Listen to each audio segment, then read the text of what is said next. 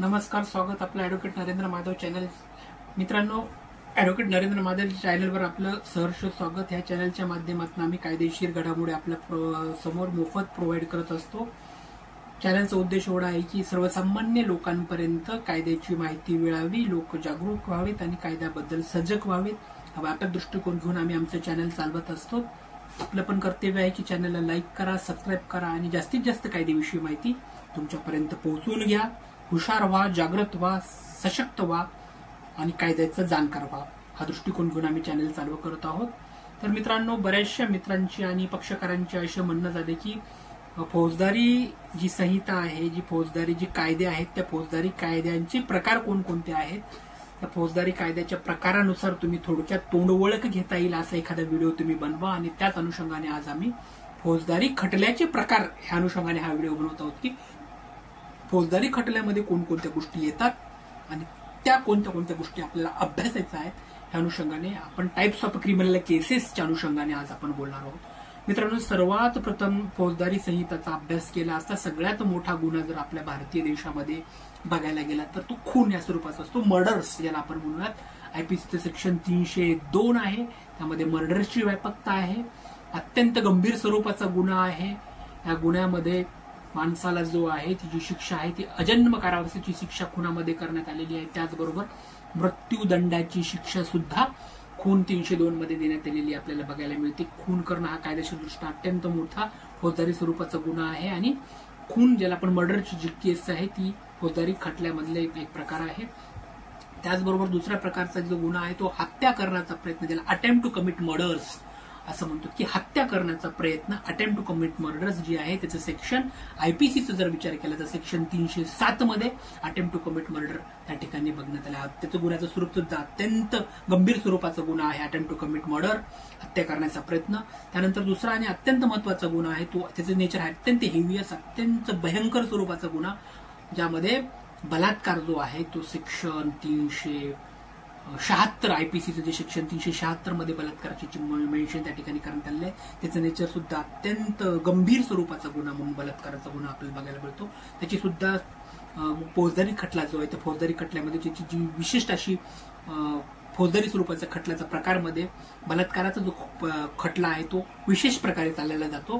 त्यासाठी विशेष प्रॉसिक्युशनची, विशेष वकिलांची आणि बऱ्याच वेळेस विशेष अशा न्यायालयाची किंवा विशेष अशा न्यायाधीशाची सुद्धा तरतूद त्या ठिकाणी केलेली आपल्याला बघायला मिळते.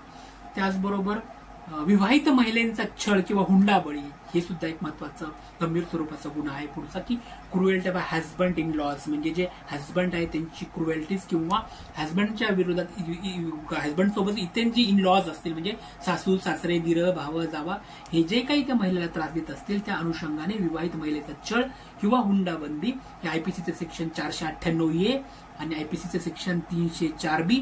304B आहे की 304B जी आहे की हुंडाबळीच्या संदर्भात आहे आणि 498A आहे ते छळ किंवा विवाहित महिलांचा छळच्या अनुषंगाने आपल्याला बघायला मिळतात. हे दोन्ही सेक्शन आपल्याला नाकारून चालणार नाही.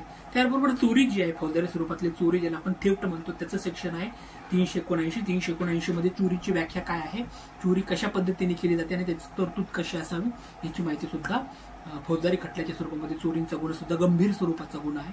त्यामुळे दरोडा, डायकोटी किंवा रॉबेरी जो गुन्हा आहे त्या डायकोटी किंवा रॉबेरी, डायकोटीचे सेक्शन आहे 355 आणि 300, रॉबेरीचे 392. 355, 392 आयपीसीचे जे सेक्शन आहे त्यामध्ये डायकोटी आणि रॉबेरी, ज्याला दरोडा आणि घरफोडी असं म्हणतात, की घरफोडीचं जे नंतरचं सेक्शन आहे की घरफोडीमध्ये हाऊस ब्रेकिंग नावाचं जे सेक्शन आहे 454 आणि 457 मध्ये घरफोडी ज्याला हाऊस ब्रेकिंग आहे ते मेन्शन करण्यात आलंय की 454 मध्ये आणि 457 मध्ये घरफोडी कशा पद्धतीने होते, घरफोडीची कशा पद्धतीची तरतूद आहे हे मेन्शन करता येतं. आणि घरफोडीचं गुन्ह्याचं स्वरूप सुद्धा अत्यंत हिनियस आहे, अत्यंत गंभीर स्वरूपाचा गुन्हा त्या ठिकाणी बघायला आपल्याला मिळतो. त्याचबरोबर फसवणूक ज्याला आपण चिटिंग म्हणतो ते 420 जे आहे आयपीसीचं अत्यंत महत्वाचं आहे. आयपीसीचे 420 मध्ये सुद्धा गंभीर स्वरूपाची गुन्ह्याची तरतूद आहे. जो कोणी व्यक्ती एखाद्या व्यक्तीला फसवत असेल, एखादी संस्था असेल, एखादी मालमत्ता असेल किंवा एखादी पतसंस्था असेल, जो काही संबंधित एखादा एनजीओ असेल, what ever it may be, तो कुणी एखाद्या व्यक्तीची, एखाद्या समुदायाची जे फसवणूक करत असेल तर चिटिंगचं सेक्शन आयपीसीचे 420 त्या ठिकाणी लागू केलेलं आपल्याला बघायला मिळतं. त्यामुळे आयपीसीचं 420 अत्यंत व्यापक, अत्यंत महत्वाचं असं हे सेक्शन आपल्याला बघायला मिळतं. त्यानंतर मारहाण, असल्टिंग जे आयपीसीचं 323, 324 हर्ट आणि ग्रीव्हियस हर्टच्या संदर्भामध्ये सुद्धा आपल्याला बघायचं आहे. परंतु असल्टिंग जे आहे ते असल्टिंगमध्ये 323, 324 हर्टच्या अनुषंगाने, असल्टिंगच्या अनुषंगाने येतं. 325 सुद्धा ह्या ठिकाणी आपल्याला नाकारता येणार नाही की आयपीसीचं सेक्शन 325, 324, 323 अत्यंत महत्वाचं आहे. यामध्ये हर्ट, ग्रीव्हियस हर्ट, असल्टिंग या सगळ्या गोष्टी आपल्याला त्या अनुषंगाने अभ्यासावं लागतील. आणि हे सुद्धा अत्यंत गंभीर स्वरूपाचे गुन्हे या ठिकाणी बघण्यात येतात. गुन्हा करून पळून जाणे, ज्याला क्रिमिनल एस्कॅप किंवा बेल जम्पिंग असं म्हणतात, की गुन्हा करून पळून झाले, क्रिमिनल एस्कॅपिंग, बेल जम्पिंग जे आपण म्हणूयात, तो सुद्धा अत्यंत महत्वाचा वेगळ्या प्रकारचा फौजदारी खटला सेशन कोर्टामध्ये चाललेला आपल्याला बघायला मिळतो. किंवा इलिगल आर्म्स पोझेशन किंवा आर्म्स ऍक्ट नुसार जी काही अवैध प्रकारची जी शस्त्र आहेत ते अवैध प्रकारचे शस्त्र जवळ बाळगणे हा सुद्धा गंभीर स्वरूपाचा गुन्हा आहे. आणि इलिगल आर्म्स पोझेशन ऍक्ट नुसार किंवा आयपीसीच्या तरतुदीनुसार सुद्धा फौजदारी खटल्यामध्ये हा गंभीर स्वरूपाचा खटला कोर्टामध्ये चालवलेला आपल्याला बघायला मिळतो. त्याचबरोबर सध्याच्या घडामोडीत अत्यंत व्यापक, अत्यंत महत्वाचे जे गुन्हे मोठ्या प्रमाणामध्ये बघायला मिळतात. दिल्ली मुंबई सारख्या मेट्रो सिटी सोबतच ग्रामीण भागातही आता या गुन्ह्याचं प्रमाण वाढत चाललंय. तो गुन्हा म्हणजे सायबर क्राईम्स, सायबर गुन्हे जे आहेत ते मध्ये सायबर ऍक्ट आणि आयपीसी नुसार सुद्धा त्याची स्पेशल प्रोव्हिजन त्या ठिकाणी करण्यात आलेली आहे की एक स्पेशल असं सायबर ऍक्ट त्या ठिकाणी अनुषंगाने मेन्शन करण्यात आलंय की कोणत्या गुन्ह्याचं स्वरूप सायबर अनुषंगाने येतं. त्याचबरोबर आयपीसीतले काही सेक्शन सुद्धा सायबर गुन्ह्यांच्या अनुषंगाने अत्यंत व्यापक, अत्यंत महत्वाचा आहे. त्याचा आपण अभ्यास पुढच्या एका व्हिडिओमध्ये करणार तर आहोतच, कारण सायबर ऍक्ट अत्यंत व्यापक, अत्यंत मोठा असा तो कायदा आहे आणि त्याचं एका व्हिडिओमध्ये माहिती घेणं शक्य होणार नाही.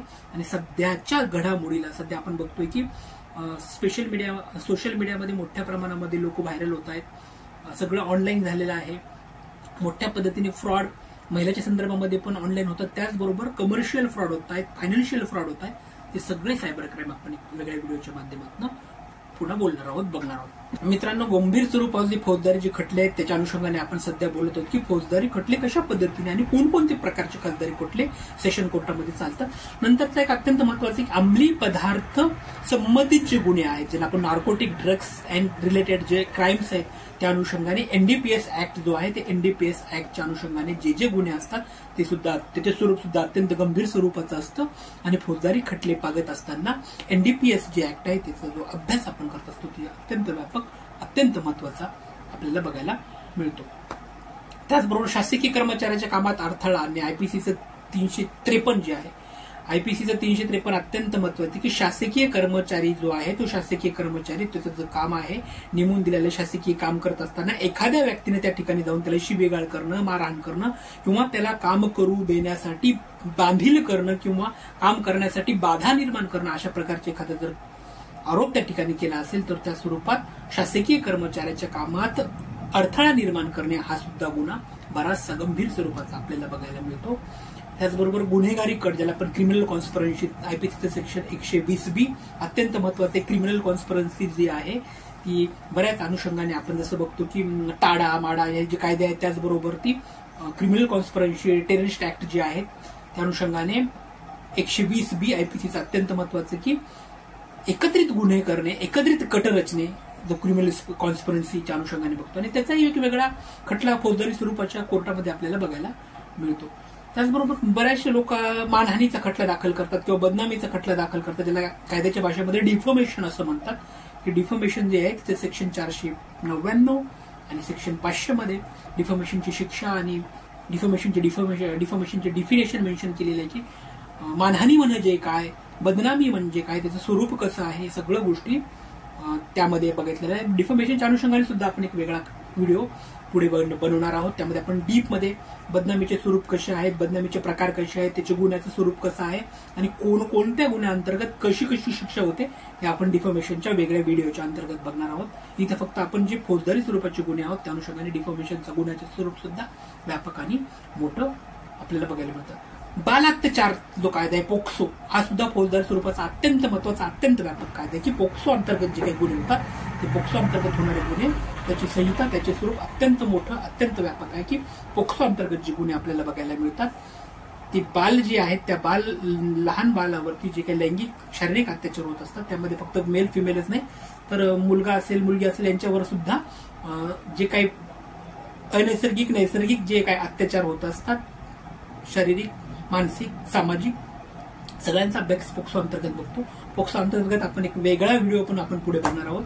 परंतु पोक्सो अंतर्गत सुद्धा एक वेगळी प्रक्रिया जी आहे फौजदारी खटल्याची ती आपल्याला कोर्टामध्ये बघायला मिळत असते. त्याचबरोबर एक महत्वाचं की सार्वजनिक शांततेचा भंग, ज्याला पब्लिक न्यूसन्स किंवा रॉयटिंग्स असं म्हणतात, की ज्या प्रकारे रॉयटिंग म्हणजे दंगा होणे, सार्वजनिक मालमत्तेचं नुकसान करणे, सार्वजनिक शांतता भंग करणे, हे जे गुन्हे आहेत त्यामध्ये आयपीसीचे सेक्शन 147, सेक्शन 148 आणि सेक्शन 149 अत्यंत महत्वाचं आहे.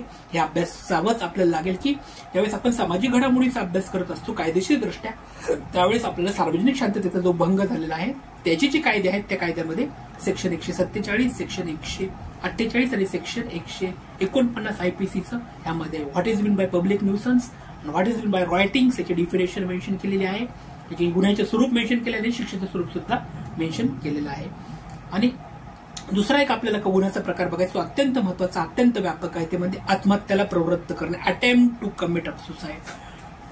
अबेटमेंट ऑफ सुसाईड जो आहे तो अटेम्प्ट टू कमिट सुसाईड जो आयपीसीचं 306 आहे, त्यामध्ये अटेम्प्ट टू कमिट सुसाईड अत्यंत महत्वाचा गुन्हा या ठिकाणी आहे. 306 आयपीसीचं सेक्शन त्या अनुषंगाने येतं आणि याचं सुद्धा एक स्पेशल फौजदारी स्वरूपाचा कायदा अटेम्प्ट टू कमिट सुसाईड अंतर्गत सेशन कोर्टामध्ये चाललेला आपल्याला बघायला मिळतो. मित्रांनो, ह्या व्हिडिओच्या माध्यमातून आपण फक्त फौजदारी स्वरूपाचे जे खटले आहेत, फौजदारी स्वरूपाचे जे दावे आहेत, ते कशा पद्धतीने खटले चालतात, दावे चालतात, ते याची एक तोड ओळख आपण या अनुषंगाने घेतली. यामध्ये गुन्हे कसे आहेत, गुन्ह्याचं स्वरूप आणि हे सगळे गुन्ह्याचे खटले सेशन कोर्टामध्ये चालतात, हे सुद्धा अत्यंत महत्वाचं आहे आणि हेच आपण या व्हिडिओच्या माध्यमातून आज जाणून घेतलं. व्हिडिओ आपल्याला आवडत असेल तर नक्की लाईक करा, सबस्क्राईब करा, शेअर्स करा व्हिडिओ संपूर्ण ग्रुपमध्ये, कारण कायदेशीर घडामोडी, कायदेशीर नॉलेज आपल्याला या व्हिडिओच्या माध्यमातून अगदी मोफत मिळणार आहे. Thank you so much.